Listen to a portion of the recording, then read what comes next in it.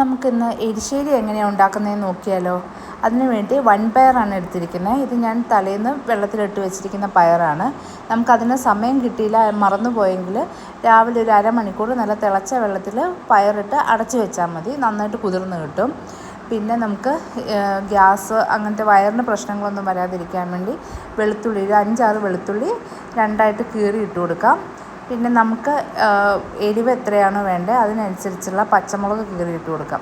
ഞങ്ങളിപ്പോൾ ഇത് 3 പച്ചമുളകാണ് എടുത്തിരിക്കുന്നത്. 3 പച്ചമുളക് നമുക്ക് കീറിയെടുത്ത് ആവശ്യത്തിനുള്ള വെള്ളം ചേർക്കണം. ഈ പയർ മുങ്ങിക്കിടക്കുന്നൊക്കത്തിൽ വെള്ളം ചേർക്കണം. അതുകൊണ്ട് ഞാനൊരു 1.5 ഗ്ലാസ് വെള്ളം ചേർത്ത് അടച്ച് കുക്കറിൽ വെക്കുകയാണ്. നമുക്കൊരു 3 വിസിൽ ഇതിരുന്ന് അടിക്കട്ടെ. ആ പയറൊന്ന് നന്നായിട്ട് വെന്തോട്ടെ.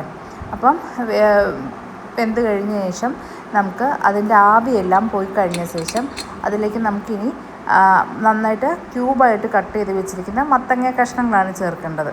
അപ്പോൾ നമുക്ക് നല്ല യെല്ലോ കളർ മത്തങ്ങ ഉണ്ടായിരുന്നെങ്കിൽ നല്ലതായിരുന്നു. എനിക്ക് അത്രയും നല്ല കളറുള്ള മത്തങ്ങ കിട്ടിയില്ല. അപ്പോൾ അതൊരു ഇങ്ങനെ വലിയ കഷ്ണങ്ങളായിട്ട് അരിഞ്ഞത് ഇട്ട് കൊടുത്ത് ആവശ്യത്തിന് ഉപ്പ് ചേർത്ത് കൊടുക്കാം. ഉപ്പ് ചേർത്ത് കൊടുത്ത് നമുക്ക് കുക്കറിൽ വെക്കാം.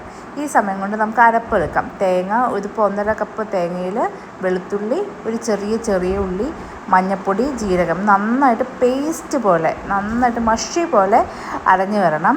അപ്പോഴത്തേക്കും നമ്മളുടെ വിക്സിലെല്ലാം പോയി മത്തങ്ങയും പരിപ്പും ഉള്ളത് നന്നായി വെന്ത് വന്നിട്ടുണ്ട്. നന്നായിട്ട് ജസ്റ്റ് തവി കൊണ്ടൊന്ന് ഉടച്ചു കൊടുക്കാം.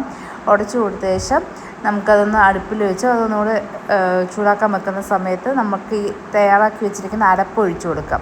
അരപ്പ് ഇച്ചിരി ആ മിക്സിയിൽ ഇച്ചിരി വെള്ളം കൂടി കലക്കി ഒഴിച്ചു കൊടുത്താൽ കുറച്ചും കൂടെ കിട്ടും. നന്നായിട്ട് ഇളക്കി നമുക്കതിൽ ഇങ്ങനെ തിള വരുന്ന പോലെ സൈഡിൽ നിന്നൊക്കെ ഇങ്ങനെ കുമ്പള പൊട്ടുമ്പോഴത്തേനും ഒരുപാട് തിളയ്ക്കാൻ നിൽക്കണ്ട, ജസ്റ്റ് ഇങ്ങനെ പൊട്ടി വരുമ്പോഴത്തേനും നമുക്കത് ഓഫ് ചെയ്ത് കൊടുക്കാം. ഇനി നമുക്കത് ഒരു പ്ലേറ്റിലേക്ക് മാറ്റാം. നമുക്കതിന് വേണ്ടി കടുക് വറുക്കാൻ വേണ്ടിയുള്ള സാധനങ്ങൾ: കൊച്ചുള്ളി, കരിവേപ്പില, വറ്റൽമുളക് ആവശ്യം, പിന്നെ ഇച്ചിരി തേങ്ങ വേണം, ഒരു 4-5 സ്പൂൺ തേങ്ങ വേണം. വെളിച്ചെണ്ണ ചൂടാകുമ്പം കടുക് ഇട്ട് കൊടുക്കാം. കടുക് നന്നായി പൊട്ടി വരുമ്പോഴത്തേനും നമുക്കതിൽ ഈ നേരത്തെ കാണിച്ച കൊച്ചുള്ളി, കരിവേപ്പില, വറ്റൽമുളക് ഇട്ട് കൊടുത്ത് നന്നായിട്ടൊന്ന് വഴറ്റാം.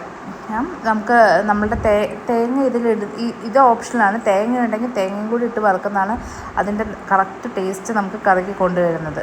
അപ്പോൾ അതിലേക്ക് നമുക്കൊരു 2-3 ടീസ്പൂൺ തേങ്ങ കൂടി ചേർത്ത് കൊടുക്കാം. ഇതുകൊണ്ട് ചെറുതായിട്ട് ക്രഷ് ചെയ്ത് വെച്ചിരിക്കുന്ന തേങ്ങയാണ്. അതുകൂടെ നമുക്ക് ഇതിൻ്റെ അകത്തിട്ട് ചെറിയ തീ കുറച്ച് വെച്ചേക്കണം, അല്ലെങ്കിൽ ഇത് തേങ്ങ കരിയാൻ ചാൻസ് ഉണ്ട്.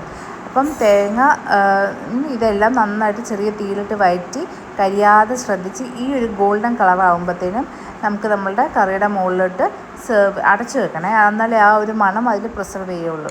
നല്ല അടിപൊളി എരിശ്ശേരി തയ്യാറായിട്ടുണ്ട്. എല്ലാവരും ഒന്ന് ട്രൈ ചെയ്ത് നോക്കണേ.